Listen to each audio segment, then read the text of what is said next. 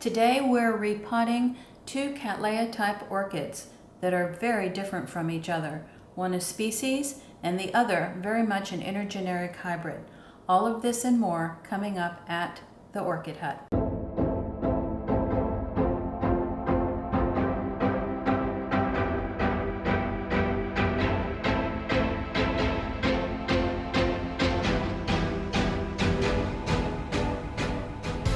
Welcome back to the Orchid Hut.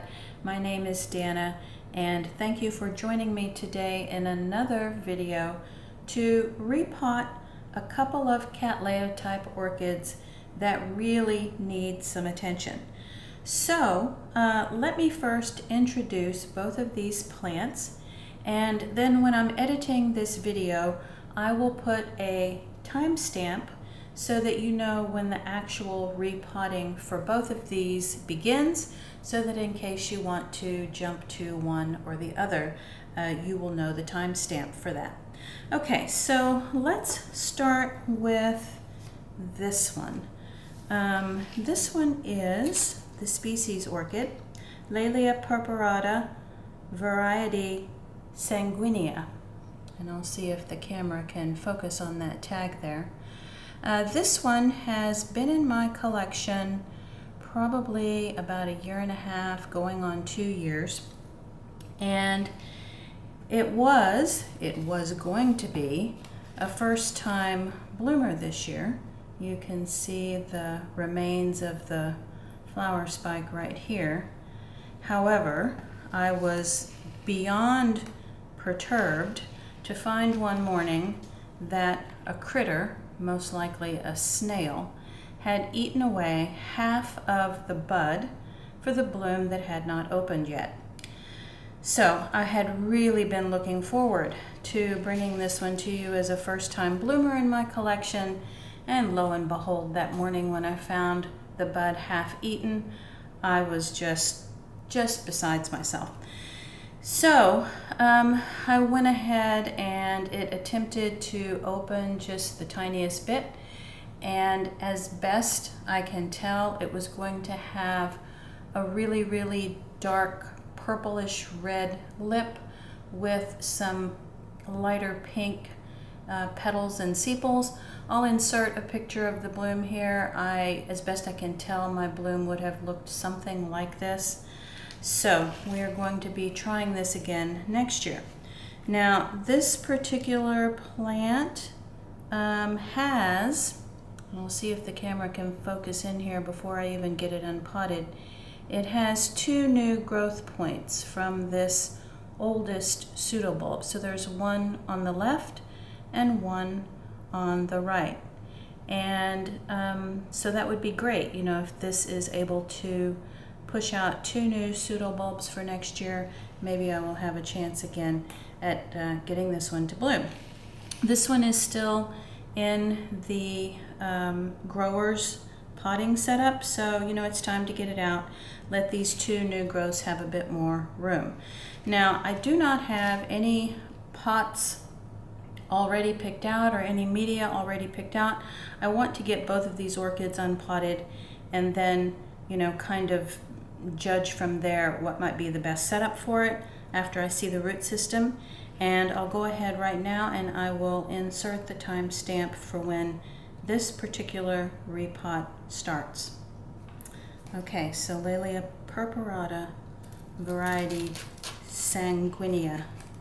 All right, and I believe the word sanguinea means blood red in translation. Okay.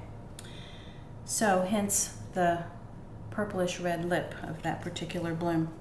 Okay, so this orchid has probably been in my collection a bit longer, maybe going like on 3 years now. I really regret having potted it directly in this orchid planter, you know, which has sort of built-in spaces for air circulation and whatnot, but I'm really hoping that this does not present difficulty getting this out of the pot, because I have no idea if or how the root system inside here has attached itself to the clay. I will be, I know for sure, putting this in some sort of plastic pot today. And if I ever reuse this particular ceramic planter, there will be a plastic insert in it, because I just think that's far easier to check on the root system, and then when it's time to repot it, I just think it makes the job much simpler. Okay, so this orchid is the cross between a Cattleya, a Rhyncattleanthe, and one other orchid that I can't remember that starts with a G. But I will be putting those names down at the bottom of the screen. And this one is called Pop City, and AOS award-winning orchid. And it has not bloomed for me, and I do believe that it is now mature enough to bloom. And it had a little bit of difficulty when I brought it out into the spring sunshine. It might have gotten a little bit too much direct sun before it had a chance to transition, and it does have a sunburned spot right here, which we're not even going to worry about, because otherwise the leaf is fine and it didn't cause any sort of infection or anything. This leaf, however, began blackening from the tip. I'm not sure why. We will be trimming this one as part of the repot and treating it with cinnamon. There's another leaf right here in a much less significant way doing the same kind of thing. I may or may not address this one. The good news here, though, is that from this side of the plant, and we'll be able to see it a bit better once it's unpotted, but there are 3 new pseudobulb growths here. And there is, even before we unpot it, there's another one on this side right here, and then there's another one deep to the interior of the plant. So this one, you know, has a rhizome. However, it is growing from multiple points, which is good because it kind of gives it, you know, more of a cluster arrangement when it grows, instead of kind of a long rhizome that produces pseudobulbs that take up a lot of horizontal space. Okay, so the repot for this video, I will insert the timestamp for that one here, and we will be coming back in just a moment to start with the species repot. Okay, be right back.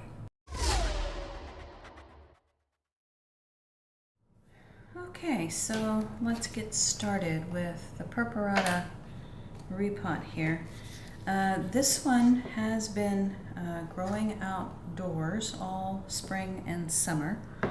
I'm really hoping that there are no horrible ants in this pot. So just in case there are some critters, I have the green potting tray here. And it should make cleanup of this old bark a bit easier.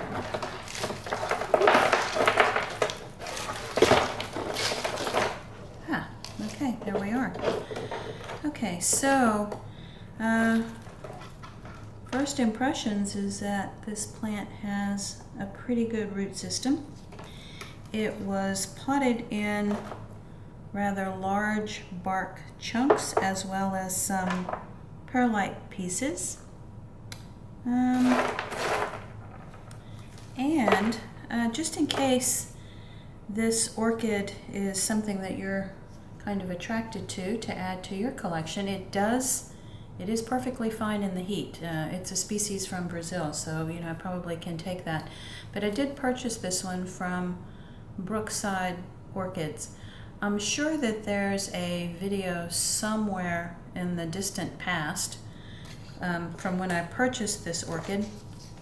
I do remember at the time when I received it, I was very concerned about this particular pseudobulb right here that has the brown markings on it, and I was concerned that that was some sort of disease or infection or something that was going to cause me difficulty, but it has not changed in size or color or shape ever since I've had the orchid. So whatever caused that, it was not any sort of problem that lingered. Okay, so there was some packing peanuts in the very bottom, which is the kind of thing you don't know is really there until you unpot it. This one, let's see, this one was in a dark colored pot, so there was no way to really see the root system. The one thing that I'm not crazy about with this green potting bench is that it tends to scoot a little bit, and then on camera it may look like it goes a little bit crooked. Okay, so I'm just continuing to pick out the really, really large bark chunks here, the packing peanuts. The perlite is just sort of dropping away on its own.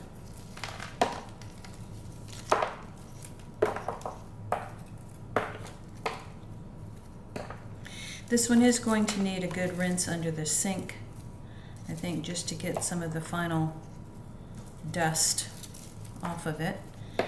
The bark, surprisingly, does not have an off-putting smell. I might have suspected that at this point it could be going off a little bit and getting a little bit too acidic, but it must have been some really fresh, hard bark, right before they shipped it to me.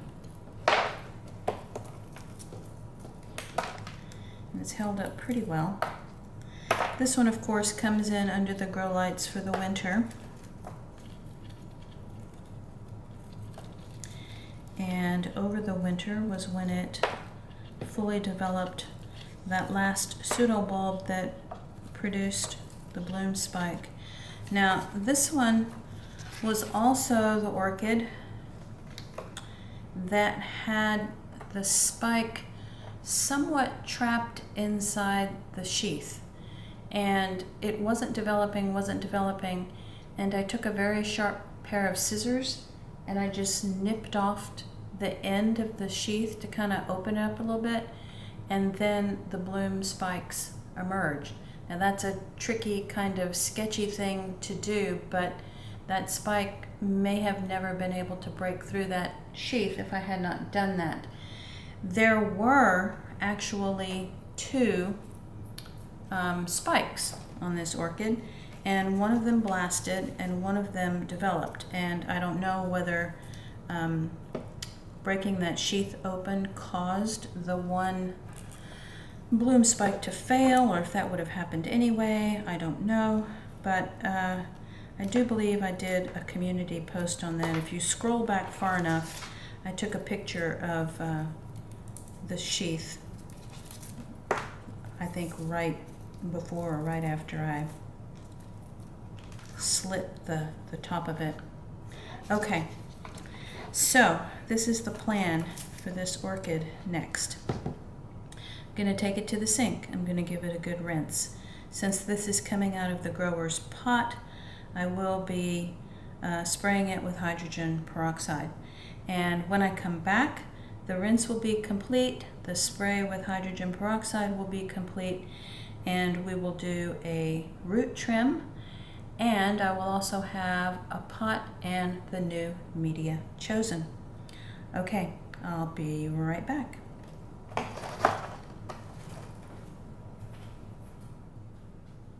Okay, so back from the sink with this orchid. It has been rinsed and it has been sprayed with hydrogen peroxide even before we do the root trim.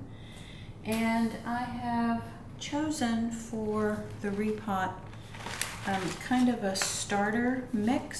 By the way, this is the pot. It's going to be a good bit larger than the pot that this orchid came out of. And the reason that I chose such a larger pot is because the root system is looking pretty good here, and the rhizome on this orchid is sort of very long and horizontal, so I would like for it to be able to stay in this pot for, you know, 2, maybe 3 years if I'm lucky. I'm starting with the Cattleya Imperial Orchid mix from Repot. However, I have amended it a great deal. I added a handful of leca. I added a couple of handfuls of perlite. I added a handful of charcoal. So this orchid came out of a mix that was pretty loose and airy and large, and I don't want to compact these roots in something that is going to be too water retentive or, you know, restrict the airflow more than what this orchid was used to. So I have tried to take my standard Cattleya mix and change it up a bit so that it will, you know, be a little bit less water retentive and maybe a bit more airy. Okay, so that is going to be the mix. And the first thing that we'll do here is just our standard trim up of the orchid, cut away this very sad bloom spike that never was, and hope for another next year. And let's see, this orchid is, well, had 3 roots here that were already growing out of the pot, and they were not altogether happy with being air roots. So we will get rid of that part. This root system appears to be a branching one, so if I'm able to kind of tuck those roots down into the pot when I repot it, then it may branch from there. And okay, this root system is a little bit deceiving. So all of these roots are sort of light brown down here. Some of them have substance and some of them do not. So let's begin cutting away those that do not. And although this one does not look that much different from the others, it is, you know, very sort of papery and no longer living. So as I find those roots, those will be the ones that I am cutting away. And I believe I have an ant biting me on this finger. They do sting. Okay, let's keep going. Hopefully I won't continue to get bit here.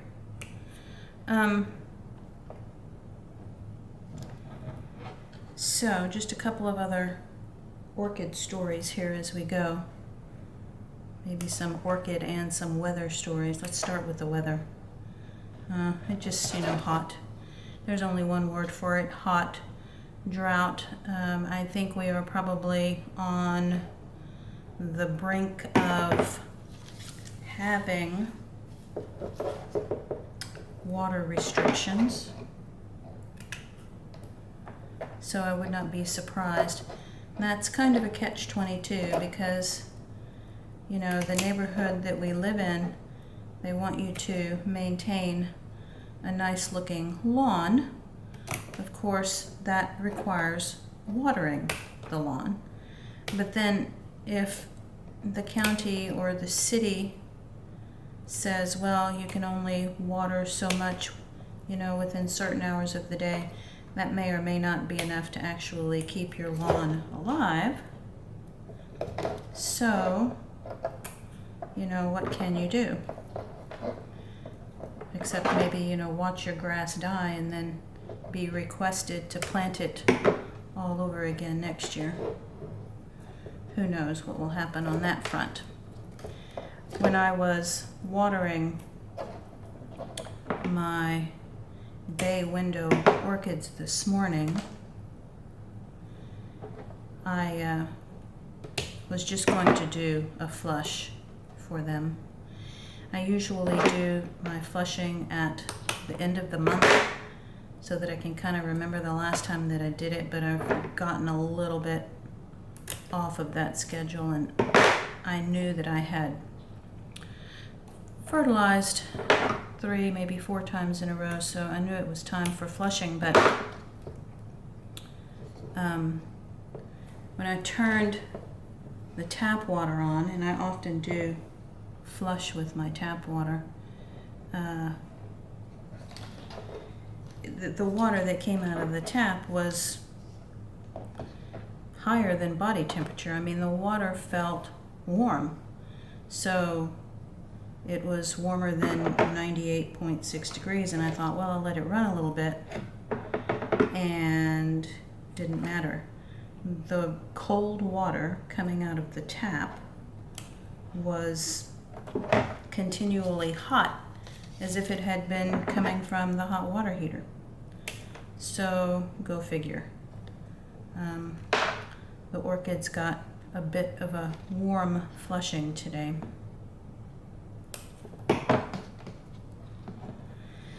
And you know, you can go outside, and every once in a while there's a little bit of a breeze, just the tiniest bit, but it's still a hot breeze. It's not cool. There's not anything about it.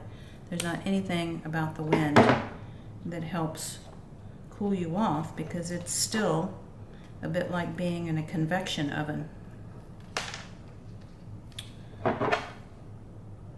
They say that our weather pattern is not going to be shifting anytime soon to give us a relief from this heat. So I guess we will just have to wait until the tilt of the earth takes us a bit more into cooler weather.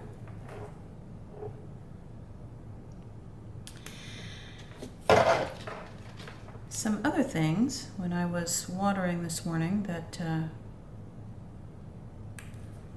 is a little bit unusual as far as growing goes. The very, very large Latoria type dendrobium that I have growing in the bay window, the name is Little Green Apples. It's a huge plant, and it's pretty much a continual bloomer, although the fall season is when it seems to have the biggest burst of blooming. But in any case, I noticed this morning when I was flushing it that it has just now, almost mid-August, full-blown, you know, summertime, getting towards the end of summer. It has 3 new canes just now beginning to push up, and I don't ever remember it waiting so long to do that. It had 1 new cane growth at the spring, you know, when you would have expected it, but just now that it's like putting on a whole bunch of new cane growth is a little bit odd to me. And then my super large white Phalaenopsis that also grows in the bay window, I believe I see a bloom spike. Now, I can promise you that there has been no temperature drop inside my house that would have triggered such a thing. So, go figure. Orchids will do what they want to do when they want to do it. Okay, accidentally broke that root right there, but that's okay. Okay, the rest of these are in pretty good shape. All right, so let's just kind of move that out of the way. And I will reach over and get my pot. And let's have a look at how this needs to go. All right, so maybe now there's a chance, a bit of a better chance to see that right there. A new growth happening right here. And then another new growth right there. And if we're lucky, the camera will focus in on that. You can see how the rhizome of this plant is. This being the oldest pseudobulb right here, the one that had the markings on it that I was concerned about. All of the root system underneath that original part of the plant is what I ended up cutting away because this part was dead down here. The roots that are supporting the plant are attached farther down the rhizome. We don't necessarily want to cut away these older canes, even though they are a bit discolored, because they do provide some continued support for the plant. We are going to try to work the roots that were growing out of the pot and back in, and maybe they will branch for us. And I think I would like the rhizome just the tiniest bit deeper in the pot, not so that the pseudobulbs are buried, but so that it's not, you know, exposed quite so much at the top of the pot. We do, however, need to be very careful not to cover up where the new growths are coming from. Okay, so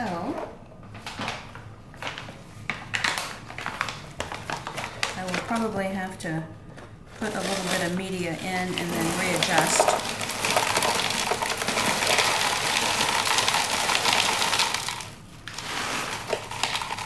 I'm holding the orchid where I want it to be, you know, height-wise in the pot, and the media that I'm pouring in is just falling to the bottom.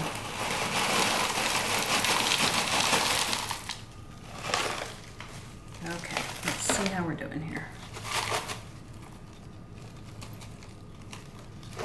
Okay, that is looking pretty good.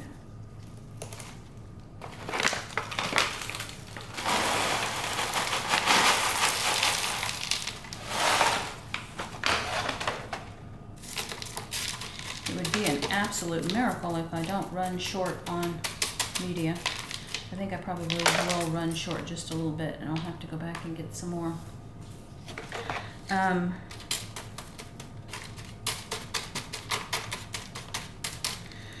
One of the habits of this plant, which I have made a mental note of, and it's important to really do for all of your orchids, especially if you're concerned about the timing of your repot, but this particular orchid tends to develop the pseudobulb almost to completion before new roots appear. So these little tiny new growths right here will develop and develop and develop and be pretty far along before new roots come from that growth. So there really should not be any, I guess, risk of, you know, the new roots not taking to this, because it will have been in this pot quite a while before those new root tips appear. Okay, so yes, a little bit short on media. So I will be going to get a bit more, and we'll be right back to finish this. Okay, so back to finish the top of the pot here. I did have to fudge a little bit and mix together some mix that I had that was maybe a little bit different. Happens all the time, right? You run out just when you need another cupful.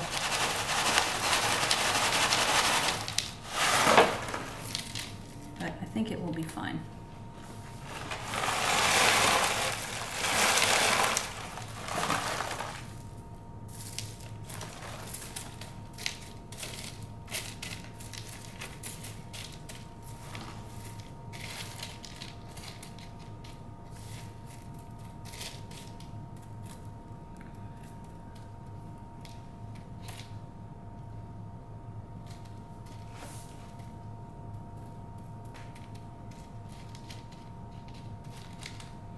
I'm just double checking that those new little growths are not covered.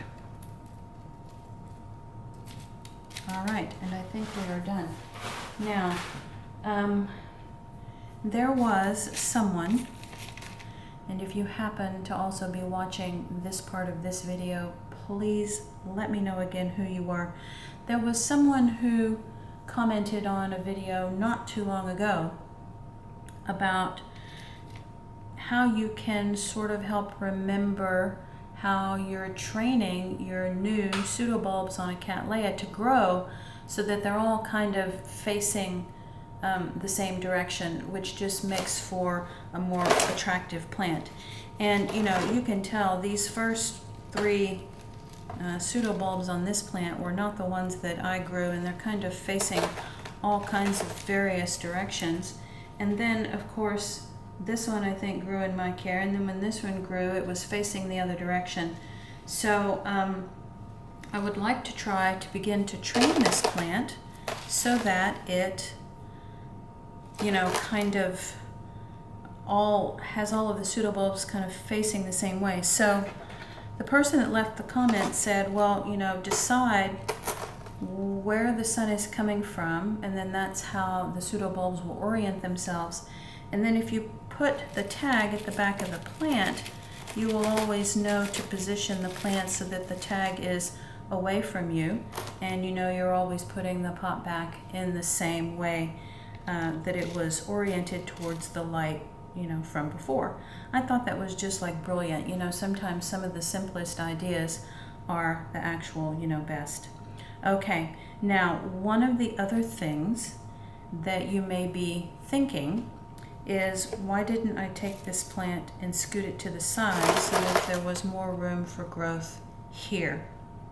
And part of the reason that I don't do that is just, in my mind, oftentimes it looks kind of odd to have the plant skewed to one side waiting for the other side to grow. So I always, in my mind, I think to myself, okay, so I have 1 year's growth here. I will probably be able to squeeze, you know, another year's growth out of this pot, especially if the rhizome does not continue to, you know, extend itself in such a horizontal way, and then at which time it'll probably need to be repotted anyway. So, you know, that's just my personal preference. Yes, you can take the older part of the plant that really doesn't have the root system anymore and shift it to the other edge of the pot. You know, I think it's just personal preference. All right, so there you have it, the finished Cattleya purpurata repot. And I'm going to take this to the sink, wash off some of the dust, and we'll move on to the second repot. Okay, be right back.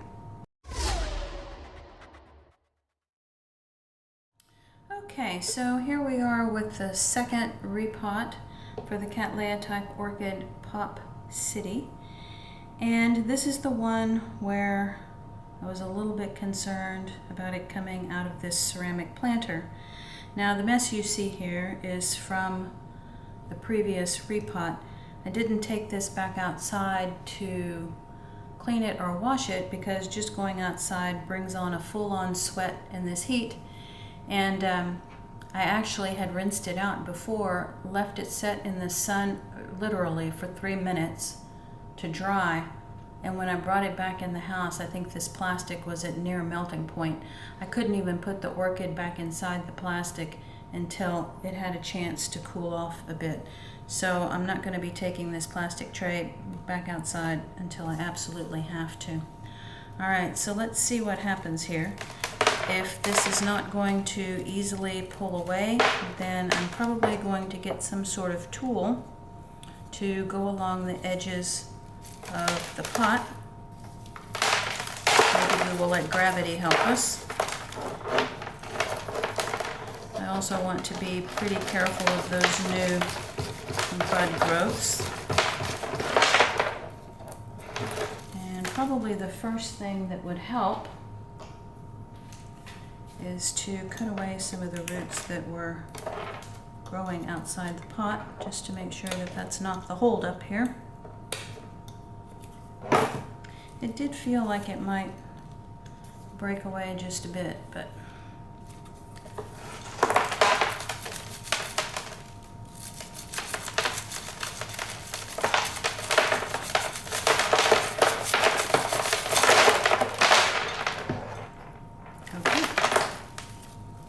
And there we have it.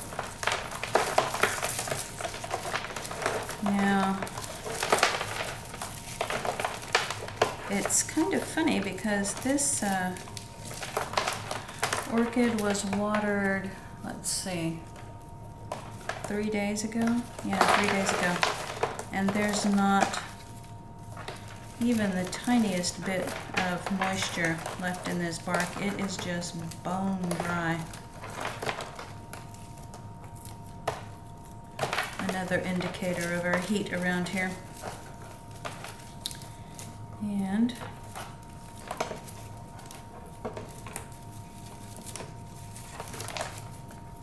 right now it's difficult to tell which of these roots is alive and which ones aren't.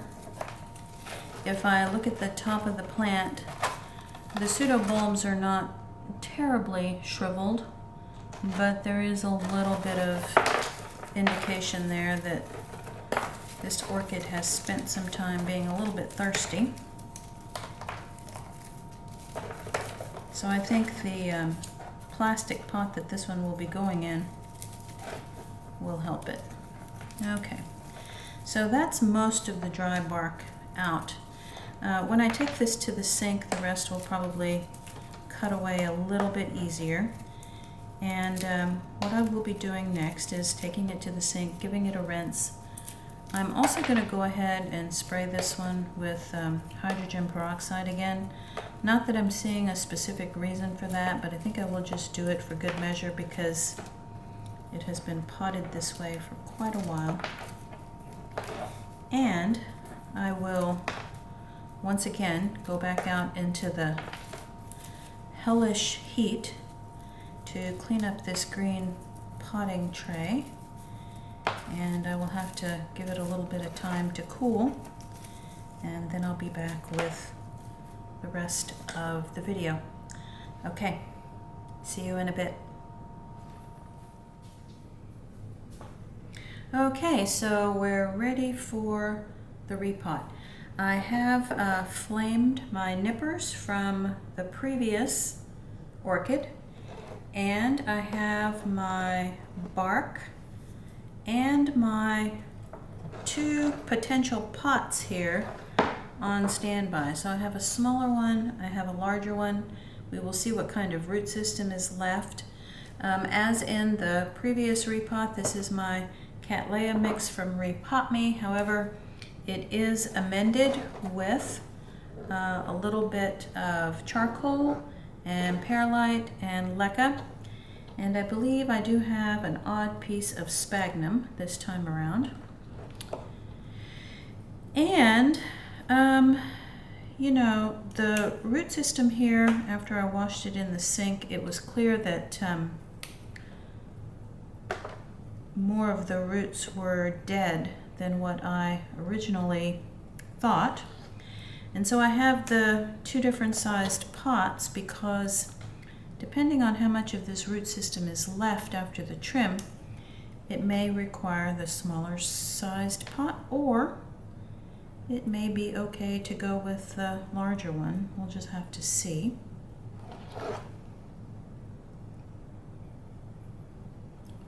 And again, a lot of these roots that look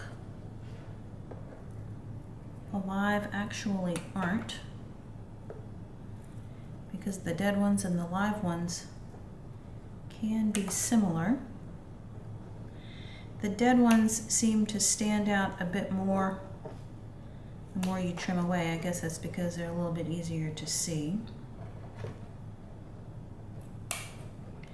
This does appear to be a branching root system, so even if the bottom part of the root is gone, the upper part may still be alive and may branch, so you don't want to cut off more than what is necessary. And this root system is fairly large, and it's probably not doable to get off every little bit of dead. But that's okay. We're going to do our best job. And and that will be good enough. Okay, so as I was rinsing this one under the sink, I noticed 6 new pseudobulb buds, new growth. So that is really excellent for this plant. You can probably see a couple of them right here as I'm trimming these roots, but they are all around the base of the plant, so it is growing in multiple directions at once, which is kind of nice, because if you watched the previous repot, you know, that was a species orchid with an extremely long rhizome, and in some ways those orchids with really long rhizomes don't fit the best in round pots, sort of like a square peg in a round hole. But this orchid actually has more of that sort of a cluster or circular kind of growth, so it's well suited for a round pot. And we're going to keep turning here.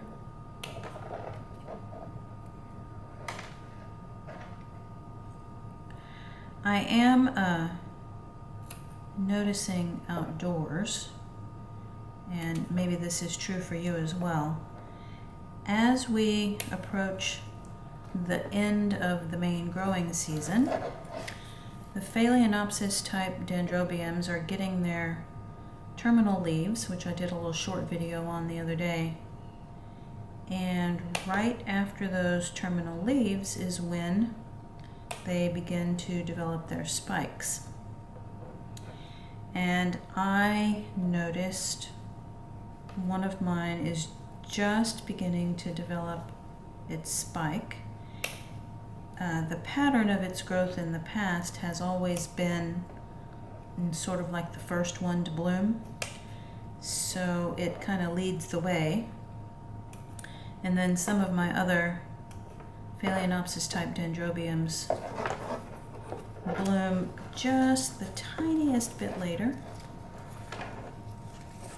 So I sort of know now that that sequence is underway for this growing season. The orchids that I repotted within the last few months, you know, are all showing good signs of root development in the pot, which is what you're looking for. Phalaenopsis orchids for me this time of year, they are all showing new root growth in the pot, so you can actually see the new little root tips. And I would encourage everybody, if you have them in a pot where you can see the root system, to have a look and kind of make sure that that's happening, you know, towards the end of the growing season, because that root development now is what will make for stronger blooming later on. So check out your Phalaenopsis root systems if you can see the new little root growths through the pot.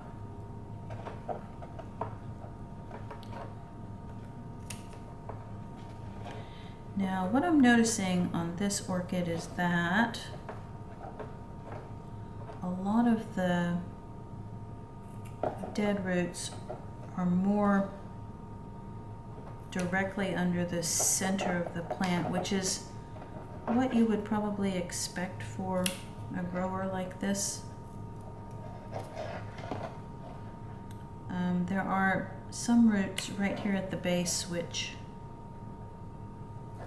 you know, they may be dead, and if I clip them I can pull the pieces out just like I did, but it's not worth messing about too much in the thick of that root cluster, because you may end up just doing more harm than good, because you may damage, you know, some healthy roots in the process of just trying to get out one dead one.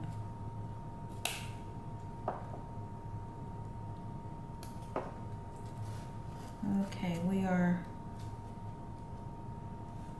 probably more than halfway done at this point.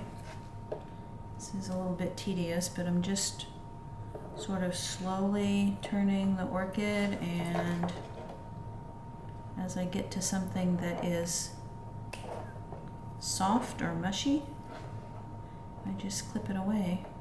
I don't think the camera is going to be able to pick up on all 6 of the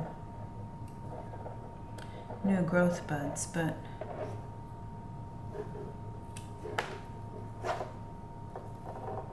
as they get larger, I can show them to you.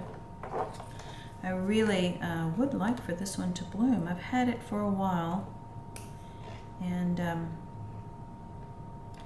it is, you know, one of those that if I have it for another couple of years and it doesn't bloom, then, you know, it might be one that I would consider giving away or something like that, because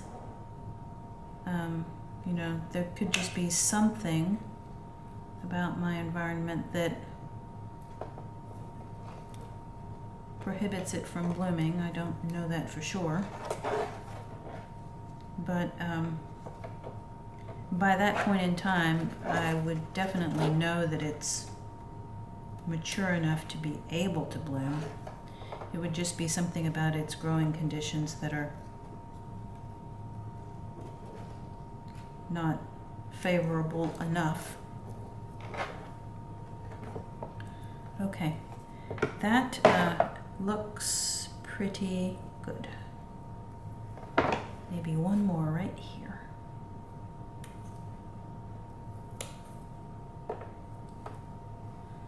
Okay. Now, the other thing with this orchid, and I already did spray the root system before I came back on camera, but the other thing about this orchid is it has this sort of unsightly black-tipped leaf. I have no idea why. And then there's a smaller one over here, which on its own I wouldn't be concerned about, but coupled with this one, I don't know what's going on. So I am going to go ahead and trim this away. You want to make sure you leave a margin of, you know, green tissue as you do that. And because I'm doing one, it's just as easy to do this other. And for both of these, I have a little bit of cinnamon here, although I do need to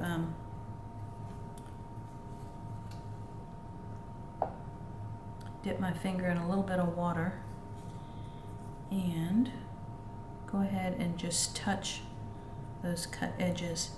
This is, you know, not something where you want the cinnamon to fall on the root system, so I would, you know, kind of do this last, as a last step here. And blow away the extra so that it doesn't fall on the root system. And that is what cinnamon looks like after it is applied to a cut edge. And I just wanted to get rid of that just in the event that there was something spreading. Okay, so let's see how we are doing here. Yes, this is definitely going to take the larger pot.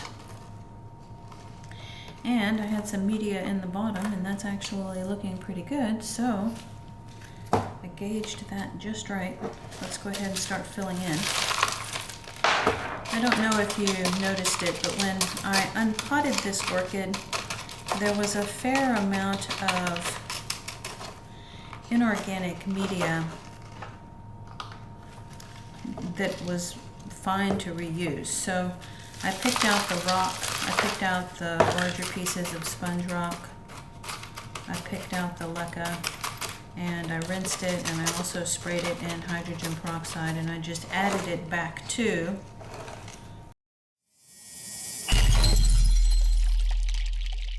Wow, that was unexpected. So, this is the place where the technology gremlins caught up with me. Either the memory ran out on my camera or possibly the battery went dead. Fortunately, I was almost finished with this repot. I'm inserting some still photos of what the finished repot looked like and what the orchid looked like when I put it back outside at the Orchid Hut.